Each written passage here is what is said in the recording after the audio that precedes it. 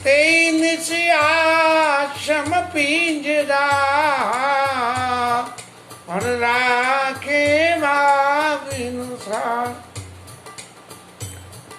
राम जी को मनाने भरत जी चित्रकूट चले। भरद्वाज ऋषि के आश्रम में जब पहुंचे हैं तो आश्रम में पहुंचने के बाद इतनी सारी सेना, प्रवासी जन, भरत जी, माता, मंत्री, सचिव सब लोग थे। भरद्वाज जी ने सोचा कि इतने अतुलित अतिथि राम लघु भाई इतने वैभव के संग मेरे यहाँ आए हैं तो इनका स्वागत सम्मान करना चाहिए। और ये तब उन्होंने रिद्धि और सिद्धि को बुलाया कि भरत जी रामचंद्र जी के भाई आए हैं और आप इनकी पहुनाई करो, इनको स्वागत सम्मान करो, इनको सुख सुविधाएं दो। और वो जो सुख सुविधाएं रिद्धि सिद्धि ने अवधपुर वासियों के लिए दी करी, वो ऐसी सुख सुविधाएं थी कि वो इंद्रलोक में भी नहीं थी और देवता भी जो है उसे देख के सक्षा में। तो अवधपुर के लोग वाग तो उन रिद्धि सिद्धियों के उस इंतजामात में उसमें देख के मोहित हो गए। लेकिन भरत जी की क्या स्थिति हुई, क्योंकि भरत जी उस ज्ञान रूपी दीपक से तपे हुए थे। तो भरत जी तेन से आश्रम पिंजरा राखे भाविनुसार, भरत जी ने कोई रिद्धि सिद्धि की तरफ ध्यान नहीं दिया, क्योंकि उनके विज्ञान का दीपक बहुत तेज जल रहा था। इसलिए बिल्कुल उनकी स्थिति ऐसी हो गई कि जैसे तोते को पिंजरे में बंद कर दो और ये क्या बोलते हैं, तोता तोती, चकवा चकवी, वो रात को मिलते नहीं है, पिंजरे में बंद कर दो। कई से आश्रम पिंजरा राखे भाविनुसार, कि क्या जैसे तैसे सुबह हो जाए, ऐसे पिंजरे में बंद की तरह भरत जी ने उस रात को गुजारा है। लेकिन यदि बुद्धि सियानी नहीं है और इतना सब करने के बाद, साधन प्राप्त करने के बाद भी यदि बुद्धि को लोभ दिखाया गया रिद्धि सिद्धि ने और उससे भी अपने आप को बचा लिया, तब क्या हुआ, तो इंद्री सुरन ज्ञान सुहाई और इंद्री द्वार झरोका नाना, ताता सुर बैठे कर ठाना। हमारी जो इंद्रियां हैं, 5 ज्ञान इंद्री, 5 कर्म इंद्री, ये जो हमारी इंद्रियां हैं ये सब देवताओं से प्रेरित हैं। इसी हाथ से हम किसी का गला काट सकते हैं और इसी हाथ से ठाकुर जी की सेवा भी कर सकते हैं। तो ये जो हाथ हमारी कर्म इंद्री है, ये देवताओं से प्रेरित होती है। और जब देवता ये देखते हैं कि रिद्धि सिद्धि, देवताओं ने तो रिद्धि सिद्धि तपस्या करी, तपस्या करके कहीं के वरदान मांगो, बोले महाराज बुढ़िया अम्मा ने वरदान ऐसा मांगा कि महाराज मुझे एक ही वरदान दे दो, और वरदान में भी क्या देना कि मैं अपनी इन आँखों से अपने पंथी को सोने की चारपाई पे सो के और सोने की चम्मच से सोने की कटोरी में दूध पीता हुआ देखो। अब डोकरी का तो सीधा मतलब हो गया कि 4 पुष्ट उसकी जो है अपने सामने और इतना घर में वैभव हो जाए उसके कर ले। लेकिन जब इंद्री विषय देवता जब इंद्री को दरवाजा खोल के और ये करना चाहते हैं कि भाई हमने तो सिद्धि लेके और देव बन गए, अब जे हमसे ऊपर जा गया है, जे हमसे ऊपर जा रहा है, तो वो क्या करते हैं कि जो हमारी इंद्रियां हैं, उस इंद्रियां रूपी जो खिड़की होती हैं, जैसे कमरे में खिड़कियां होती हैं, इंद्रिय रूपी जो खिड़की होती है, उन खिड़कियों को खोल देते हैं और फिर वहां से उस खिड़की में से क्या आता है, विषय रूपी हवा आ जाती है। रिद्धि सिद्धि विषय आवत देखे विषय बयारी ते हत दे कपाट उघाड़ी। ये इंद्रियां को प्रेरणा करके और वो खिड़कियां खोल दी जाती हैं। तब वही दीप विज्ञान हो जाए। जब सो प्रभंजन उड़ जाई तब वही दीप विज्ञान हुआई। जब वो विषय रूपी हवा अंदर गई तभी हमारा, जैसे ही हमारे जीवन में विषयों की आस्था पैदा हो जाती है, वैसे ही हमारे चित्त का सबरा ज्ञान मिट जाता है। विषय के वश होकर फिर माया के चक्कर में पड़ के हम दुनिया भर का जो भी कुछ करते हैं, वर्णन तो आगे अभी बहुत आवेगा। तो आवत देखें विषय बयारी, ते अट दें कपाट उगारी। जब सो प्रभंजन उड़ जाई तभी दीप विज्ञान बुझाई, तो वो दीपक बुझ जाता है। फिर क्या होता है, गंते न छूट मिटा सुप्रकाशा, न तो वो गांठ खुली और न वो जो प्रकाश का दीपक जलाया था वो भी बुझ गया उस विषय बयारी से। और बुद्धि विकल वही विषय बतासा। ये बुद्धि जो सो इसमें करके ईश्वर और जीव एक ही है, ये समझ में कि ईश्वर के साथ में जाने के लिए तैयार थी, वो रिद्धि सिद्धि की विषय बयान को देख के, विषय रूपी हवा को देख के और विकल हो गई, उसमें ही जाके रम गई। अब फिर जीव माया के चक्कर में पड़ गया। और फिर क्या हुआ, विषय समीर बुद्धि करत भोरी, तेई की दीप को बार बहुरी। और जब विषयों में ये बुद्धि जाके फंस गई इस तरह से, और फंसने के उपरांत विषय सुख में इन्वॉल्व रम गई, तब क्या हुआ कि उसमें रमने के बाद में फिर उसकी कीमत नहीं रह जाती है कि वो जाके और दोबारा फिर इस कर्म को ठोकर खा के अक्कल आ गई कि बोले चले तो थे छब्बे जी होने और रह गए दुबे जी। ठाकुर जी का आए थे हरिभजन को और वो तन लगे कपास। ये स्थिति है वो बन गई कि भजन को तो आए थे लेकिन लग गए इसमें कि कपास का खेत है, फूल आ गए हैं, उसमें से रुई निकाल लो, भैया रुई निकलेगी तो रुई से फिर ये हो जाएगा, ये हो जाएगा। तो वो सारा भजन तजन धरा रह गया, कुछ भी नहीं हुआ। अनिल कुमार जी ने कितनी सोचते रहे कि क्या करेंगे, कुछ नहीं। और ये गोविंद की प्रेरणा हुई है, थोड़ी सी भगवत कथा कह रहे हैं, रिद्धि सिद्धि तो नहीं चाहिए लेकिन भगवत नाम का जो सुख है वो बना रहे, यही कामना है। तो विषय समीर बुद्धि कटभोरी, तेई की दीप को बार बहुरी। फिर वो दोबारा दीपक को जलाने के लिए बुद्धि कोई प्रयास नहीं करती है। और तब फिर जीव विविध विधि पावई संसति क्लेश, हरि माया अति दुस्तर तर में जाई भी घेस। हे गरुड़ जी, ये जीव फिर जाके संसति माने जो कर्म करेगा माया के प्रभाव में, जैसा करोगे वैसा हो। तब फिर जीव विधि पावई संसति क्लेश, जो संसति है जैसा करोगे वैसा भरोगे, विभिन्न प्रकार के क्लेशों को पाएगा। हरि माया अति दुस्तर तर न जाए व्यगेत।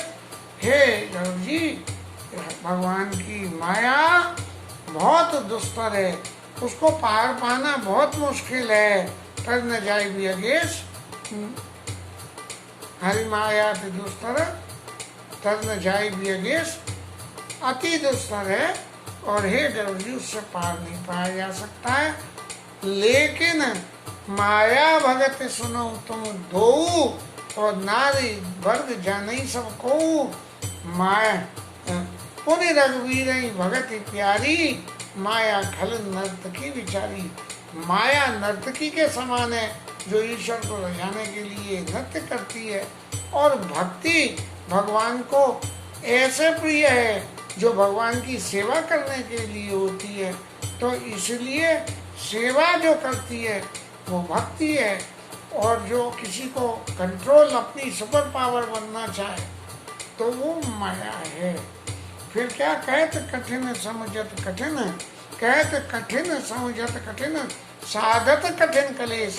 इस माया को कहना, समझना और साधना बहुत ही मुश्किल है। हो गुणाक्षर न्यायों पुन प्रति अनेक, यदि इतनी सारी साधना कर भी ले तो फिर गुणाक्षर न्याय हो जाता है। गुणाक्षर न्याय, गुणाक्षर क्या होता है? जैसे गेहूं के संग घुन पिसता है। अब कोई एक काम करा, कहीं भूल हो गई, भूल का एक फल आ गया, अब उस फल को भुगत रहे थे, उससे बचने को कुछ करा था, वो दूसरा फल आ गया। दूसरा को करने चले, रास्ते में जा रहे थे, एक चीटा लग गया पैर में। अब चीटा मारा ही लगे काटने। अब चीटे को निकालना था, तो चीटे को निकालने के लिए वो चुबा रहा था जोर से दांत। तो क्या हुआ, फिर नहीं निकला, तो पकड़ के खींच दिया। अब चीटा मारा तो टूट गए बीच में से, और वो गड़े रह गए। ये गुणाक्षर न्याय हो गया। अब चीटा मर गया तो जीव हत्या हो गई। जीव हत्या हो गई तो उसका बचा हुआ डंक रह गया था, उसे बाहर निकाला। उसे बाहर निकाला, जगह पे घाव बन गया। अब घाव को सही करने के लिए फिर तो ये एक के बाद सर्कुलेटिंग, एक के बाद एक, कि ये करा तो ये हुआ, ये करा तो ये हुआ, ये करा तो ओए गुणाक्षर न्यायियों पुनपत्तियों अनेक। फिर भी बहुत सारे किंतु परंतु रह गए। भैया क्या करें, गए तो तीरथ खोते, बसी जाके जो है पलट गई। इतनी तकलीफ में आ गए, पड़ोसी सब लोग इधर उधर हो गए। क्या हुआ कि एक दिन पड़ा हुआ किसी का बटुआ पा गया, उससे पैसा थे नहीं, सो लेके घर आ गए। ये गुणाक्षर न्याय और प्रत्यु हैं, एक के बाद एक, एक के बाद एक लगते ही चले जाएंगे। और इन सबसे निर्वाण, इन सबसे मुक्ति पाने का हिसाब एक ही है कि भगवान की भक्ति करो। और ये ज्ञान यदि आपने पा भी लिया, तो ये पाया हुआ ज्ञान कैसा है कि ज्ञान पंथ कपान के धारा और परत खगेश हो ही नहीं वारा। ये जो ज्ञान का पंथ है, ये तलवार की धार के समान है। तलवार किसी पे गिरे तो भी जिस पे गिरेगी वो कटेगा, और कोई तलवार पे गिरे तो भी वही कटेगा। लेकिन कटना बिल्कुल तय है, कैसे भी हो।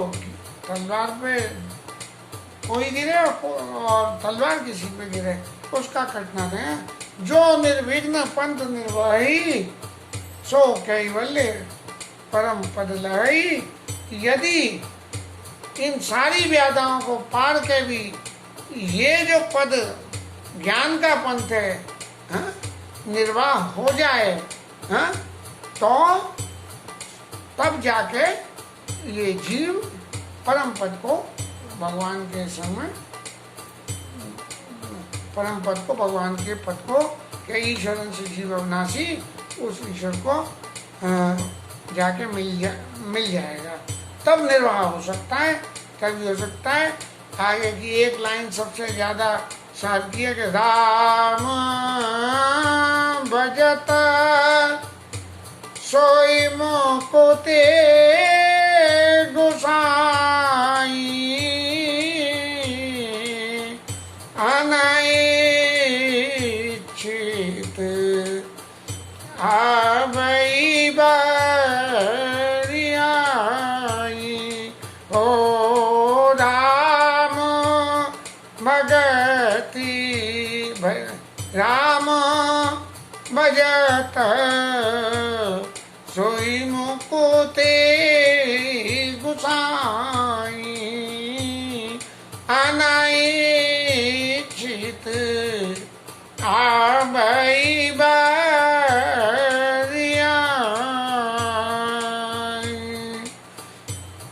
ये जो भगवान का भजन करने से ये जो मुक्ति है, ये आप न चाहो। बोले ठाकुर जी मैं आपके चरणों में रहना चाहता हूँ। राम भजत सोई मुकुट गुसाई अनिच्छित आवत बरियाई। जबरदस्ती आपके पास मुक्ति आपके पास आना चाहती है कि मैं आपको मुक्त कर दूंगा, कर दूंगी। आप ठाकुर जी का भजन करते हो तो मैं मुक्ति आपको मुक्त कर दूंगी। तब मुक्ति आपको मुक्त कर दूंगी। लेकिन जो भजन करने वाला है जो भजन करने वाला है वो मुक्ति का आदर नहीं करता है। मुक्ति का आदर नहीं। राम भजत से मुक्त को नहीं, अनिश्चित आवई भाई जबरदस्ती आ रही है, बोले मैं आ रही हूँ तुझे जे दे दूंगी, भगवान के चरणों में ले जाऊंगी, चल मेरे संग चल। लेकिन जो ठाकुर जी के भक्त हैं, जो उनके भजन करते हैं, वो उसका भी ध्यान नहीं देते और मुक्ति को छोड़ देते हैं। वो जबरदस्ती आती है तो भी घर में नहीं रहने देते। कैसे कि जिमि जल बेलो जिमि थल बिनु जल रह न सकाई और कोट भांत को करे उपाई। जैसे बिना थल के, ठोस जमीन के बिना जल कहीं टिक नहीं सकता, बहता ही चला जाएगा। जिमि थल बिनु जल रह न सकाई, कोट जतन को करे उपाई। कोट जतन कोई करे उपाई। तथा मोक्ष सुख सुन खगराई और रह न सकई हरि भगत ब्याई। मोक्ष का सुख बिना भगवान की भक्ति के, मोक्ष के सुख को लेने के लिए कितने ही प्रयास कर देना, आपको कहीं न कहीं भटका ही देगा। लेकिन राम का भजन करोगे तो मोक्ष सुख भी आपके पीछे पड़ा रहेगा कि मैं आपके पास आऊं, और आप उसको मना कर दोगे। राम भजत श्री मुकुति गोसाई अनिश्चित आवई बढ़ाई, तथा मोक्ष सुख सुन घबराई, रह न सकते हर भगत ब्याई। ये मोक्ष का सुख बिना भक्ति के नहीं होगा, और भक्ति नहीं होगी तो मोक्ष का मिला हुआ सुख भी इधर उधर चला जाएगा। अविरल भगत विशुद्ध तब शुद्ध पुराण जो गाव, शुद्ध पुराण जो गाव, और जय खोयत जोगी जन प्रभु प्रसाद को पाव। तो ऐसी जो भक्ति है, उस भक्ति को आप भगत कल्प तरो प्रणत कृपा सिंधु श्री राम, सोई निज भगति कृपा सिंधु सुखधाम, और सोई निज भगति मोई प्रभु देव दया करी राम। कागभूषण जी ने इसीलिए भगवान से ऐसी भक्ति मांगी। भक्ति का ये प्रसंग अभी तो और आगे चलेगा। ये तो अभी आदि से कुछ थोड़ी सी ज़्यादा से 60% हो गई ज्ञान भक्ति के प्रसंग की व्याख्या आई लंबी जरूर है। 2 पार्ट में अपलोड करेंगे, 40 मिनट करीब हो गए, 2 पार्ट में अपलोड करेंगे इसे, जिससे कि सुनने वालों को है। लेकिन क्लिष्ट बहुत है, यथासंभव प्रयास तो किया है ठाकुर जी की कृपा से। ये पता नहीं जो मैं बोल रहा हूँ वो सही है या नहीं है, लेकिन गोविंद की प्रेरणा से जो भी कुछ है वो बोलने के बाद भगवान के शरण लेते हुए हरि शरण का कीर्तन करके आज की कथा विषय